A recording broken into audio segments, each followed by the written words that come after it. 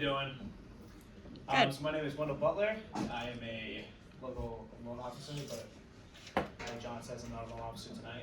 Unless you ask me questions, I'll give you a little bit of information on it. But I'm an investor tonight, so I'll tell you a little bit about what I've been through and what I'm working on now, and kind of the what I've learned from my experiences and some points, key points that you can take away from it.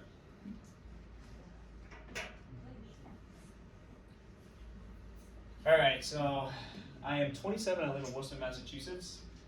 I like to go through my career history a little bit because it just shows that you can be anything and then invest in real estate. You don't have to from the get-go be interested in real estate.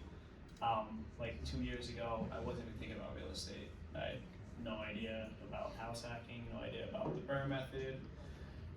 I mean, it was cool to see people that were doing it. Like, I'd be like, wow, like, I own a lot of property, that's pretty cool. But I never thought that, like, I could do it or start trying to do it.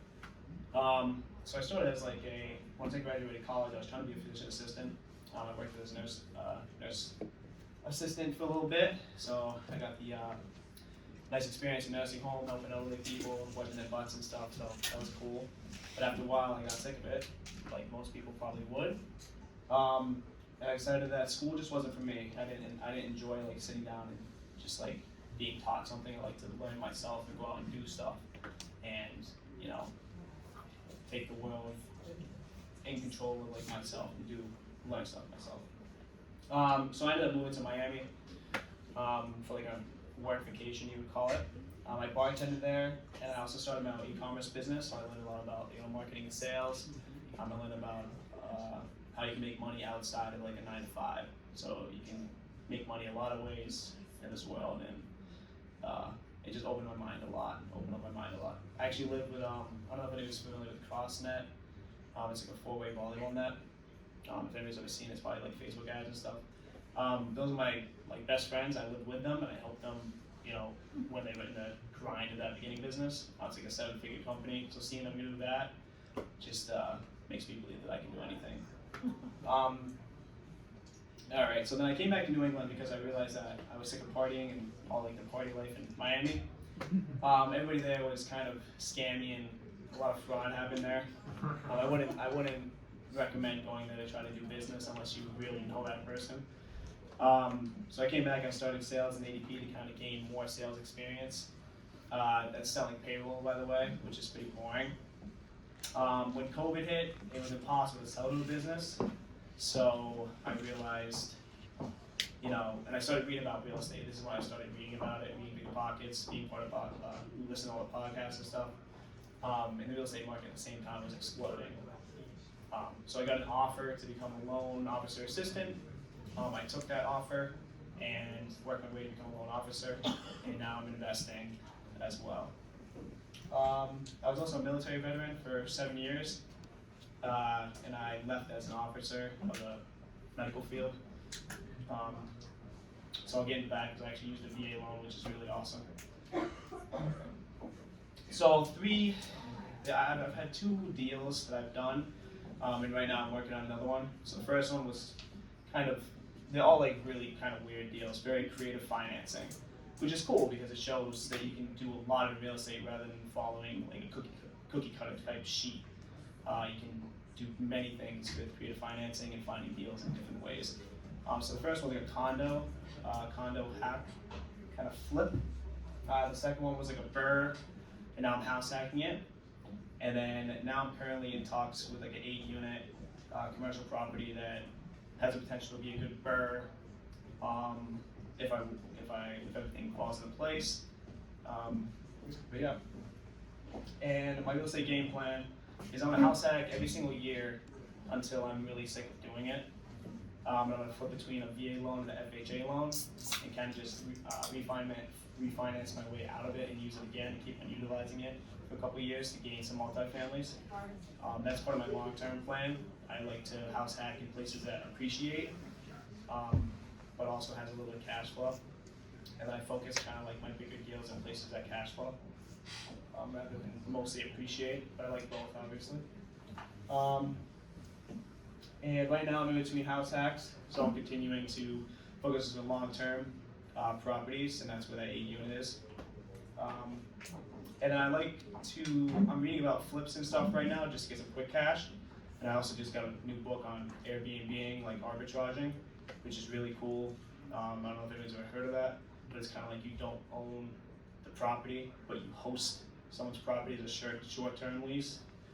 And it's good for both people because the long-term investor is constantly getting their monthly cash flow that they want, but you're also making money on top of it by short-term renting it for them. So one thing that Wendell said, and I hear this a lot, is how many people think you can only use FHA one time? Nobody? A couple people? So I get this a lot. So a lot of people think, FHA is for first-time home buyers, but that's not the purpose. As being a first-time home buyer, you qualify for FHA automatically, which is great. But if you refinance out of the FHA and you free it up, and you no longer have an FHA loan, you can use it again. And so what Wendell's doing is, because he has access to the VA and the FHA, basically what he's doing, he buys a VA property, and then next year he buys an FHA property. Then he refinances out of the VA property while he's living in the FHA property, frees up the VA to go and do that again, refinances out of the FHA, then frees up his FHA to do that again. So in theory, he can keep jumping back and forth between the two loans, putting 0% down on the VA, 3.5% down on FHA, and as long as he gets enough equity to finance out, he frees the loan up to be used a second, third, fourth time. Which is kind of cool. Like a lot of times, like people don't understand that. But as long as you free yourself from the loan, you now have access to the program again. Yeah, like my main goal in real estate is to get properties for the least amount of money. So that's one way that I can really get properties under my portfolio without putting a lot of money down. And the cool thing is you can actually use FHA loans twice too, which people don't know. Like you have two at the same time. This is special, but like say you have an FHA property here in Mass, but then all of a sudden you have to move 100 miles away because of your work or something, you can use an FHA loan again. You get 2 FHA properties at once, if you qualify, obviously, through the FHA program. But the special circumstances, I can even have 2 VA loans if I wanted to. Same predicament. If I had to move away because of my work, I can use my VA loan again. So there's a lot of things that if you dig deep or ask people a lot about, like especially loan officers and stuff, they'll tell you that you can do stuff. Alright, so I just want to go through my condo hack flip a little bit. Just going to take you through the 2 deals that I've done. So this, I kind of fell into. This is when I moved back from Miami, and I wasn't really thinking about real estate yet. So I bought a condo in Worcester in May of 2022 that I purchased for $142,000.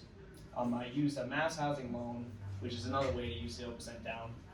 Sometimes mass housing has these loans that pop up that you can put down. You can get like a 97% first lien loan, and then mass housing, the state of Massachusetts, will actually take 3% and put that down payment for you. So technically you're putting 0% down. So I got this property for about $6,000 closing costs or so. Yeah, $5,000 to $6,000. And then I lived in that for a year with a roommate.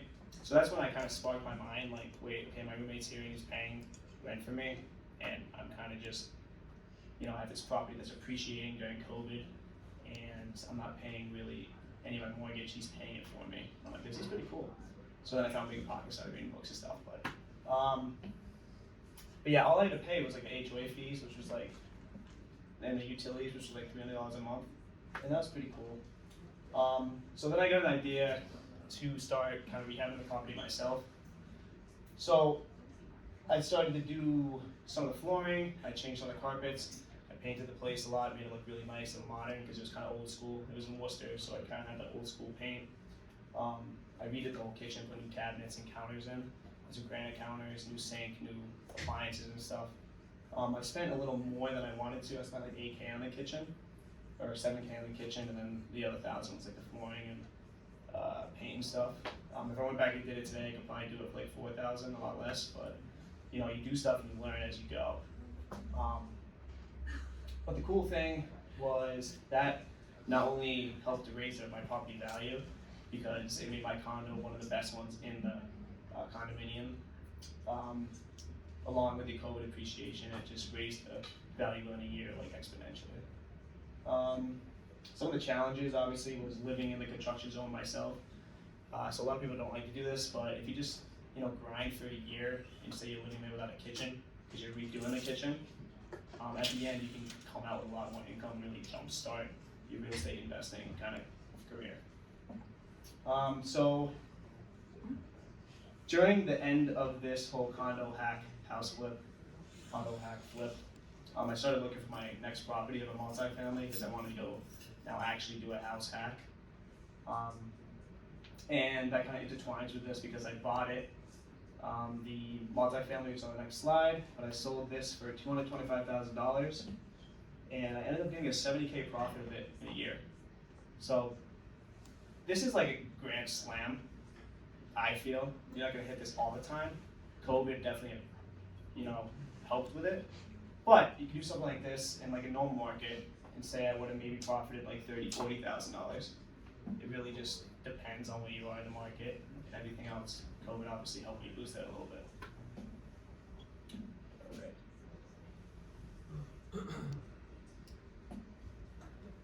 So this is like a very creative finance that I used. It's kind of like a backwards herb. And I used a VA loan to do it. So when I was living in that condo, I went out and I had a private lender that within my family, I showed him what I was doing with the condo and what I was going to sell it for and what I've done. And he started, I just talked with him a lot, and he started kind of understanding the whole process. And he was getting into it, getting comfortable with me doing the process and making moves. So he offered to help me secure a property during like the whole market when it was crazy, which was really hard to get a good property for a good deal.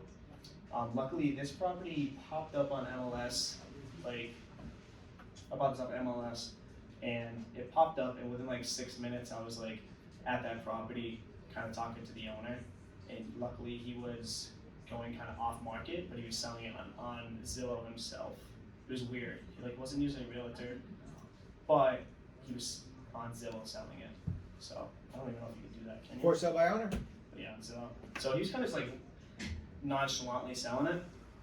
But yeah, so I found him, and luckily he wanted to move really quick. He was moving to Ohio or something, and I had the private lending, so I could offer $315,000 cash.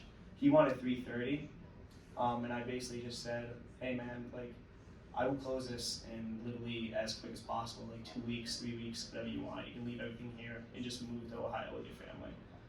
He was really excited about that. I could see in his eyes, he was like, "Okay, this is awesome." I gave him a business card, let him know, just call me if he has any questions. And then he ended up accepting my deal, my offer. He got other offers that were $380,000, $390,000.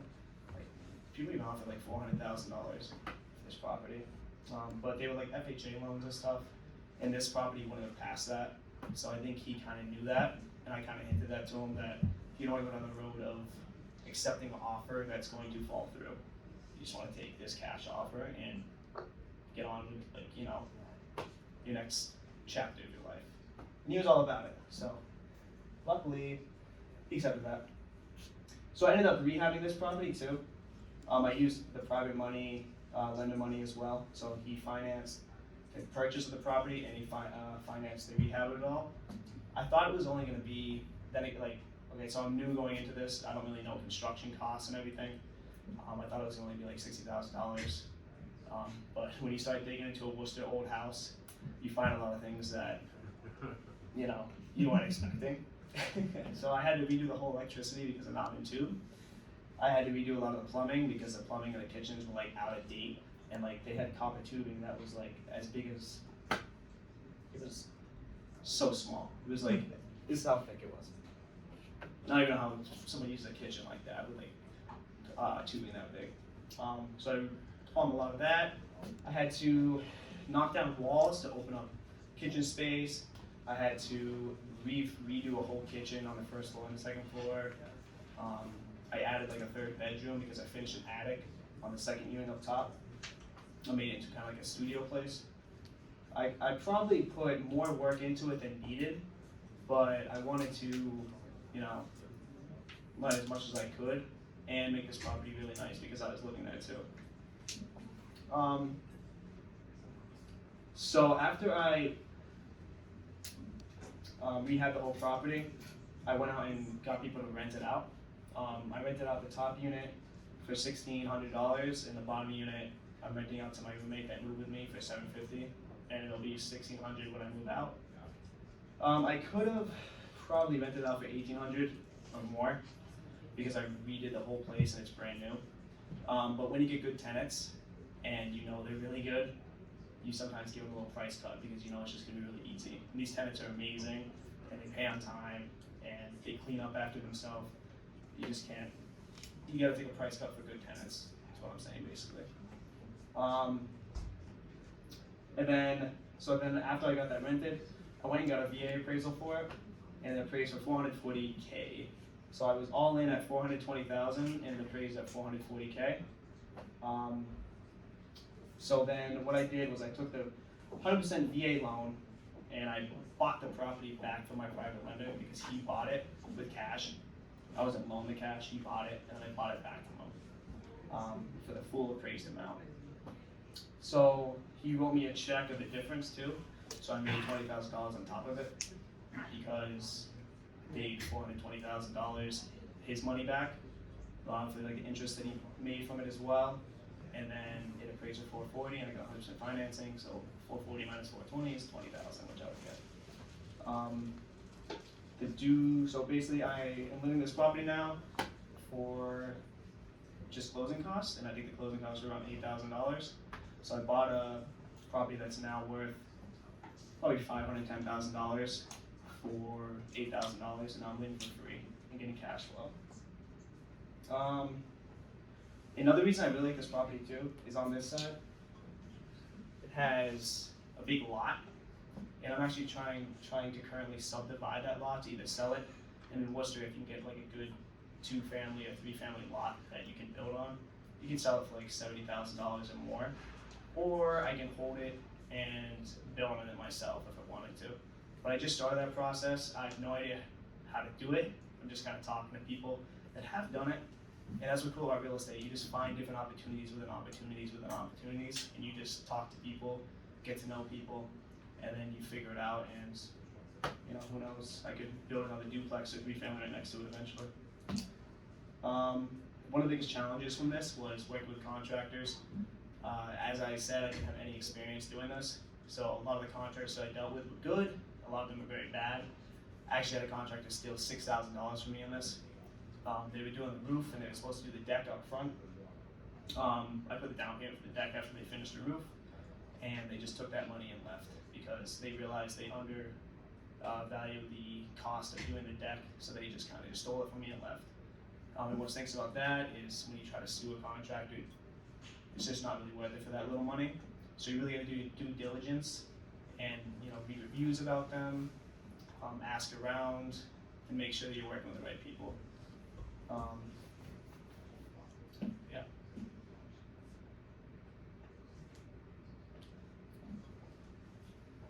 All right. So some of the takeaways. Oh yeah. Now currently, I'll talk about my deal I'm doing now. So I've been making offers on tons of properties in Worcester, doing like the numbers correctly. You gotta stick to your numbers. You're gonna not get a lot of deals that you put offers on. Just stick to your numbers. Don't get emotional in real estate or you will lose money. So do your numbers correctly and stick to them. And even though you might get a lot of no's, the one yes that you get will make it worthwhile. So finally, after making like 15 offers, randomly this 8-unit property popped up from a place I used to live close to in Northeast Connecticut. And I quickly just jumped on the ball, DM'd the guy, and put an offer in for it. And now we're negotiating, and I might end up getting this 8-unit property, which is awesome. And I'm looking to BRRRR it as well on the commercial side of things. So this is another area that I'm not experienced in, but I've done my education, due diligence, and I understand the numbers. So worst case scenario, I'm gonna get a property that I might have to put like $30,000 into at the end, but it's gonna cash flow potentially like $2,800 a month. because the cool thing about commercial real estate is it doesn't go by sales of like residential properties. Like residential comps and stuff, it goes by like a lot of sales and comparables.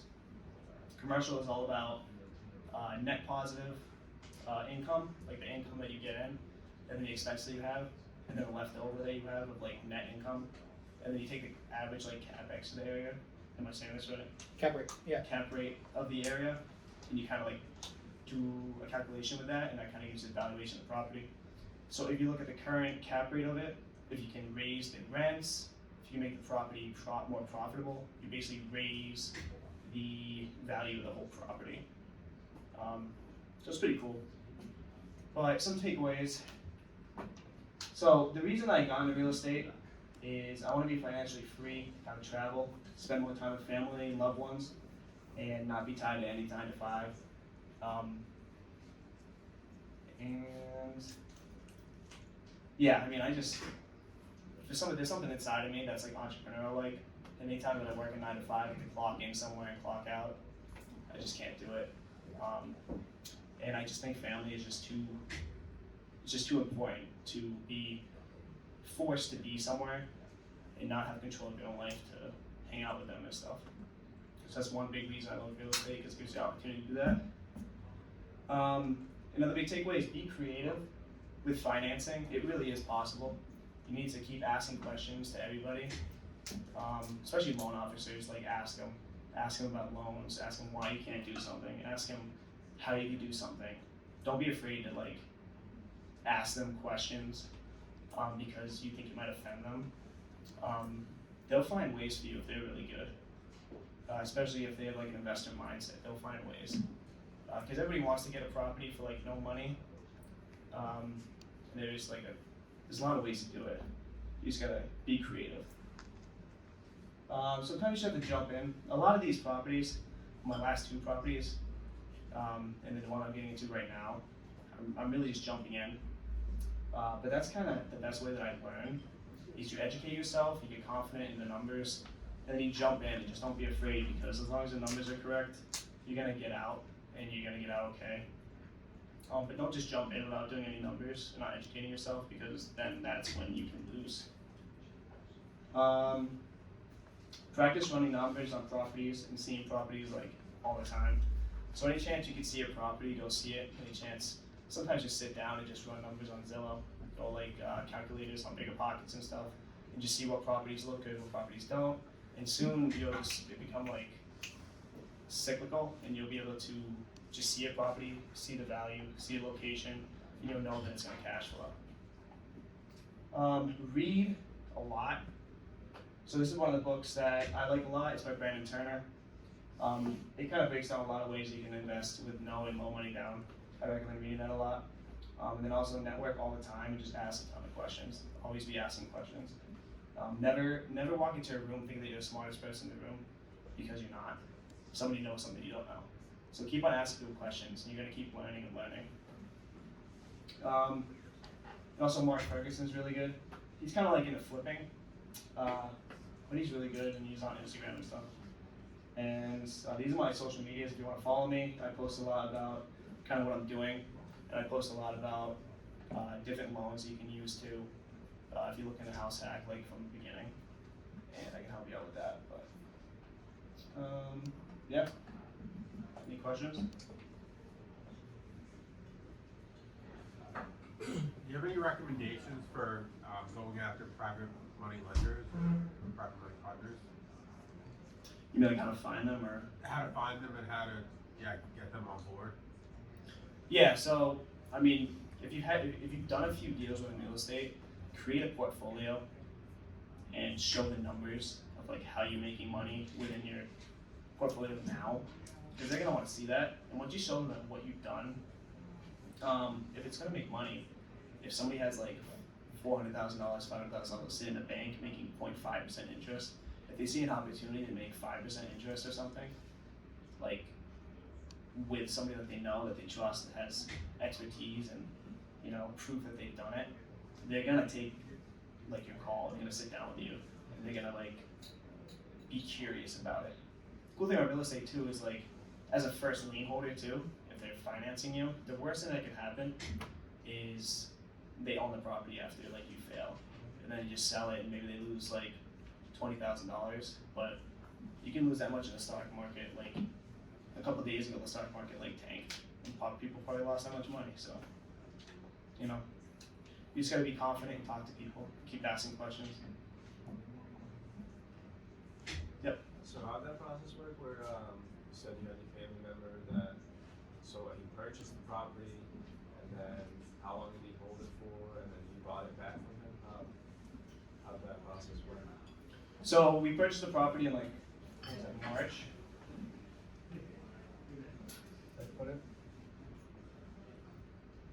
The whole process took about 3.5, 4 months to like rehab the whole place. But yeah, he basically purchased a property. We probably did it the wrong way because I was still learning. He could have just financed me and had me have the property the whole time, and then I could have get 100% cash out refinance with a VA loan. But instead, we did it with him buying it himself. He held title to it, and then we did all the rehab work, and then I bought it from him with a VA loan. Looking back at it, I would have had him finance me as a first lien holder, and then I would have refinanced into a VA loan. Now that I know that, but it would have saved me closing costs and some money. But it took about 4 months, and did that answer your question?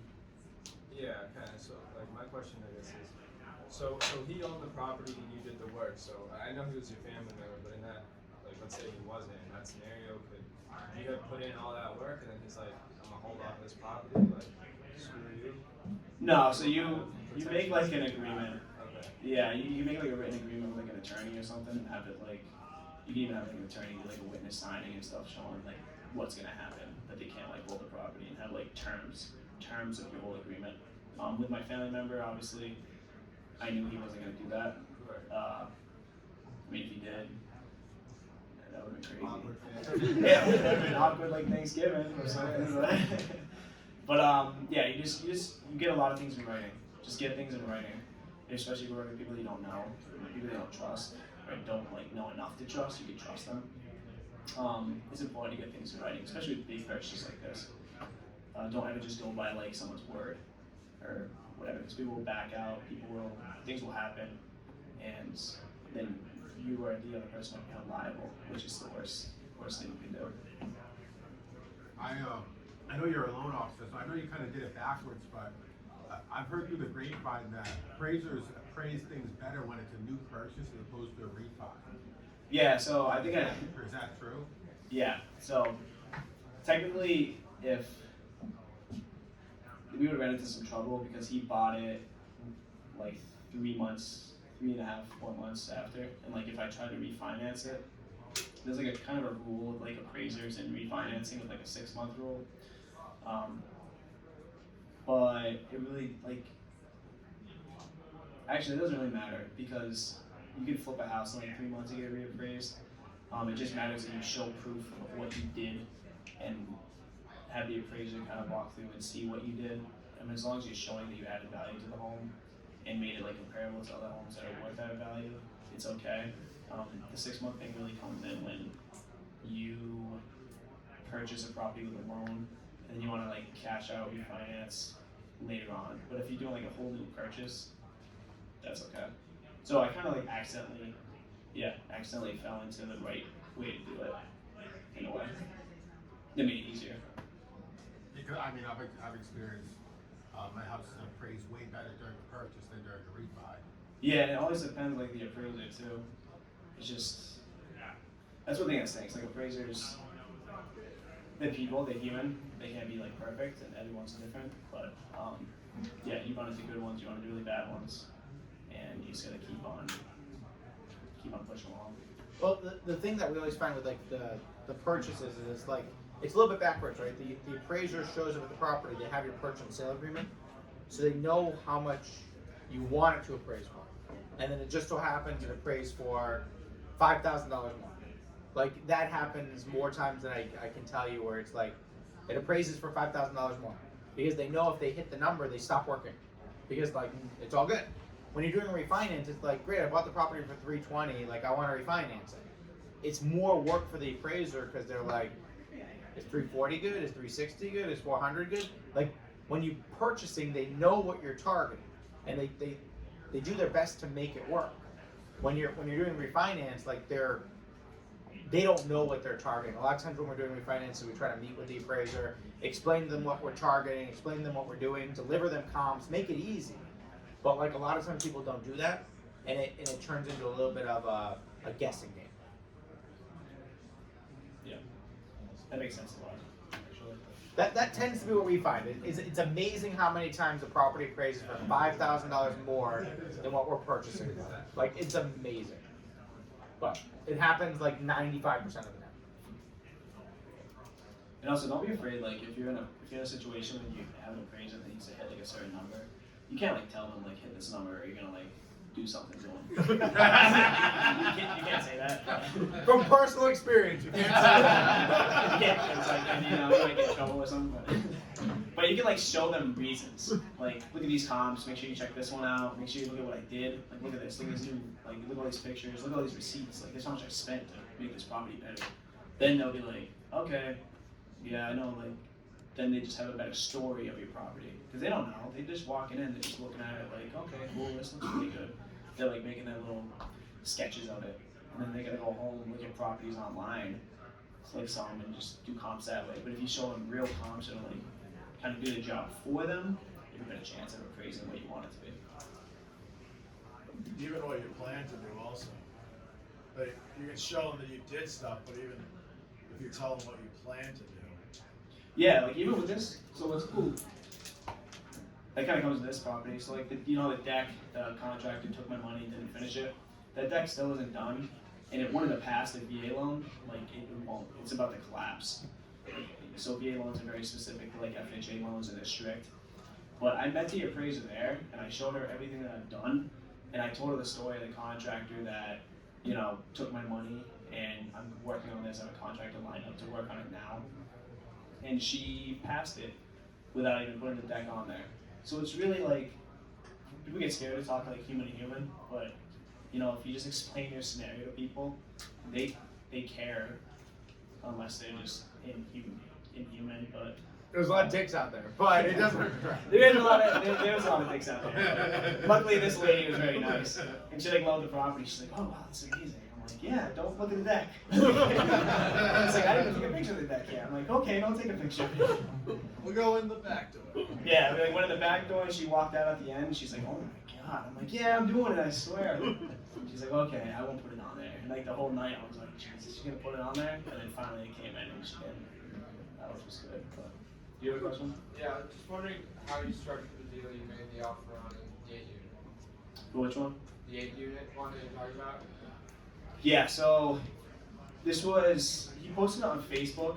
So getting these off-market Facebook market groups and stuff, it's like Massachusetts, Connecticut, Rhode Island, the specific county ones, because there are deals that pop up on there. You should be quick. So this guy posted this, and for some reason, I think I was like drinking a beer one night, and it popped up, and I was like, ooh, Putnam, Connecticut, like I know that place. And I commented immediately, just cash buyer, interested, and then I DM'd them saying like, can I get all the details? Started asking a ton of questions.